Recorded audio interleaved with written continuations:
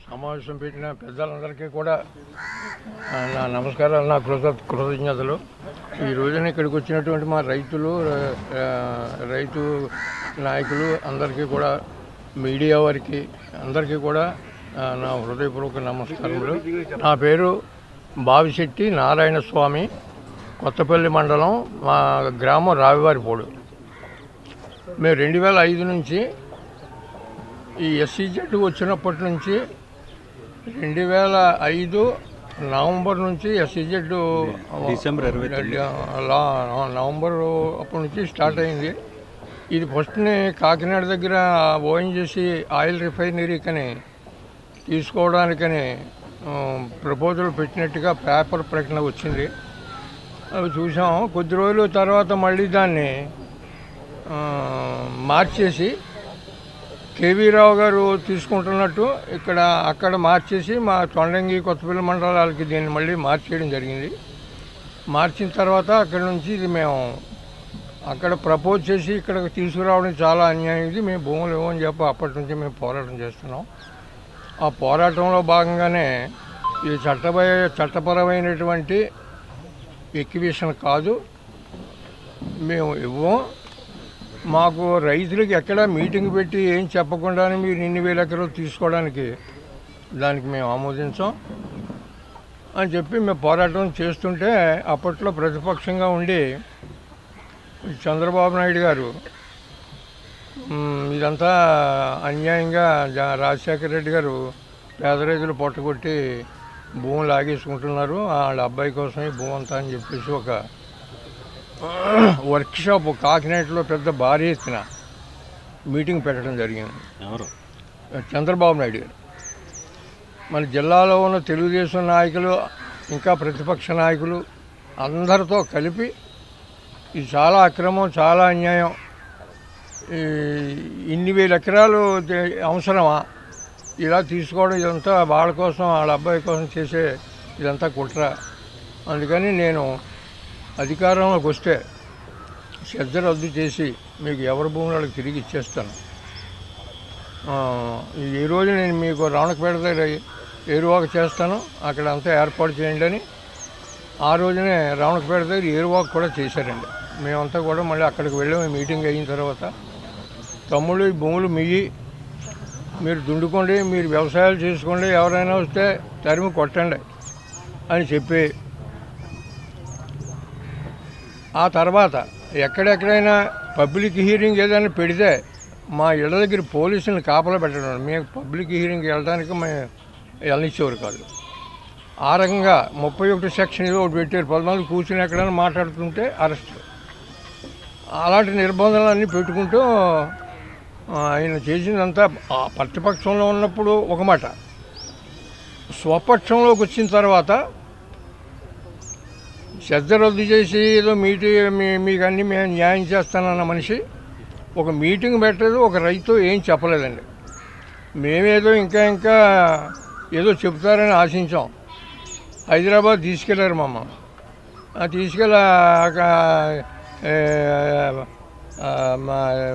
Meeting Telugu Desam ఆఫీస్కి తీసుకెళ్ళారండి. అక్కడ రావట్లేదని చెప్పి మళ్ళీ గవర్నర్ గారు ఆఫీస్కి తీసుకెళ్లారు. అక్కడి నుంచి రావట్లేదని ఇంటికి వెళ్ళిపోతున్నారంటే ఇంటికి తీసుకెళ్లారు. ఆ రోజుని మేము ఇవన్నీ ఇచ్చాము, మీరు ఏదో న్యాయం చేస్తారు, మాకేం చేయట్లేదండి ఏంటంటే, సరే నేను అడుగుతాను, నేను మాట్లాడతానని ఆ రోజున ఏం మాట్లాడారండి. అక్కడ భూమి ఎందుకు తీసుకుంటున్నారు, దేని నిమిత్తం తీసుకుంటున్నారు, దీని అంతా ఒకసారి నాకు నివేదిక ఇవ్వాలని ఏదో ఒక స్టేట్మెంట్ ఇచ్చారు, పేపర్ స్టేట్మెంట్.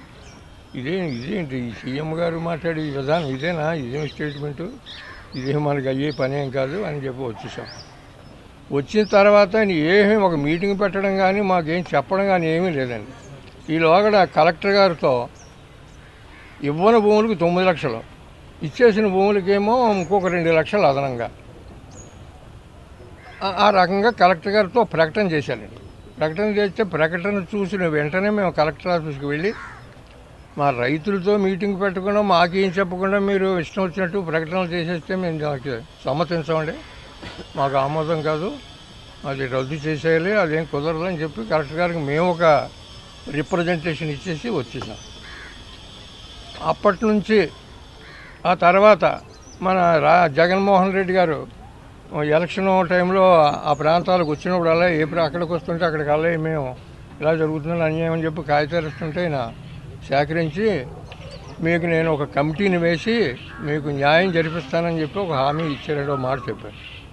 ఆ మాట ప్రకారంగానే అధికారంలోకి వచ్చిన తర్వాత 4-3 నెలల్లో కమిటీని వేస్తారన్నారండి. 4-3 నెలల్లో కరెక్ట్గా కమిటీని వేశారు.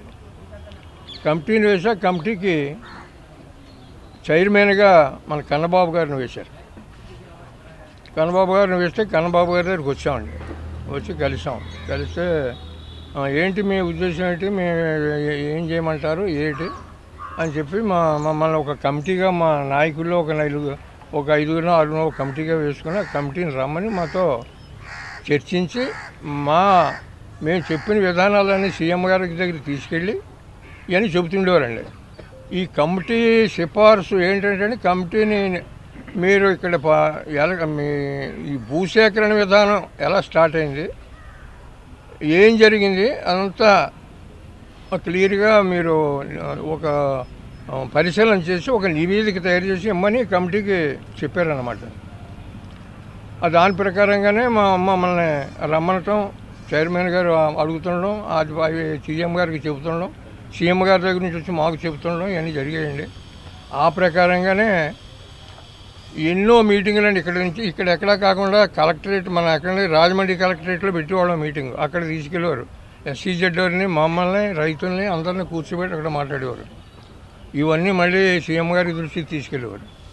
అక్కడి నుంచి మళ్ళీ వచ్చి మాకు చెప్పేవారు. మళ్ళీ మీటింగ్ పెట్టేవారు. అలాగ ఒక 10 మీటింగులైనా పెట్టి దీన్ని లాస్ట్కి ఈ నివేదిక మన అప్పుడు గీతా మేడం గారు అక్కడ సెంటర్లో కూడా ఆ భూములన్నీ తీసుకుని అలా ఇదిగా అలా వదిలేశారు. వాళ్ళకి ఏం చేయలేదు, అక్కడ ఏం పెట్టలేదు, దాని గురించి ఏం చేయట్లేదు. అక్కడ సెంటర్లో కూడా పార్లమెంట్లో కూడా దీన్ని లేవనెత్తి చెప్పడం జరిగింది. అయినా కూడా దీనికి పట్టించుకోకుండా చంద్రబాబు నాయుడు గారు ఇక కాముగా ఉండి ఇక్కడ నుంచి మళ్ళీ ఇక్కడ మనకి జగన్మోహన్ రెడ్డి గారు ఈ తీరు ఇదంతా అయిపోయిన తర్వాత, నివేదిక అయిపోయిన తర్వాత తీర్పు వచ్చేసిందండి.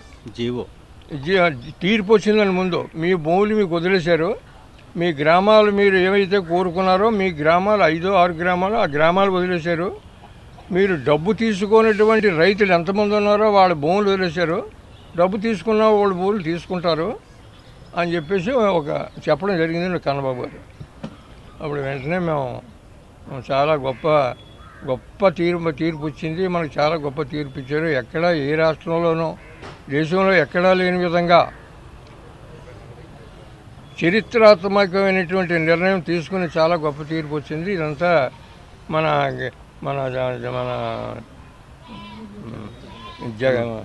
కన్నబాబు గారు కృషి, మన జార్సిటి రాజా గారు, కన్నబాబు గారు, మన గీతా మేడం గారు, ఈ అందరూ చేసిన కృషి వల్ల మనకు మంచి న్యాయం జరిగిందని చెప్పేసి మేము చాలా సంతోషించామండి.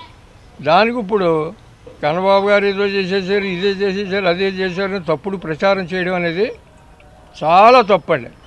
కన్నబాబు గారు చేసిన కృషి వల్ల మన గీత గారు, దాసిటి రాజా గారు వీళ్ళందరూ చేసిన కృషి వల్ల అందులో 100% మాకు చైర్మన్గా ఉండి కన్నబాబు గారు చేసిన కృషి వల్ల మాకు ఈ గ్రామాలు వదిలేయడం, ఈ భూములు వదిలేయటం ఇవన్నీ కూడా జరగడం చరిత్రాత్మకమైన నిర్ణయం మేము ఒక దాన్ని చెప్పుకుంటున్నామండి. జగన్ గారు చేసిన మరి ఇంకా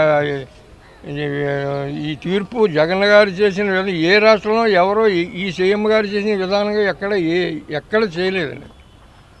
అలాంటి సీఎం గారిని ఇప్పుడు ఇలాగా తప్పుడు ప్రచారంగా చేయడం అనేది చాలా తప్పు అని మేము రైతులందరూ ఖండిస్తున్నాం. చాలా తప్పు ఇది. ఇప్పుడు మన నాయకులందరూ చెప్పిన విధంగా మొట్టమొదటి నుంచి SCZ ఎందుకు తీసుకున్నారో, ఇన్ని వేల ఎకరాలను తీసుకోవడానికి కారణం ఏంటి? ఇది ఏదైనా ఒక రైతుకి ఇప్పుడు సీలింగ్ యాక్ట్ వచ్చిందండి. సీలింగ్ యాక్ట్లో ఇంతమందికి పరిమితం పెట్టారు.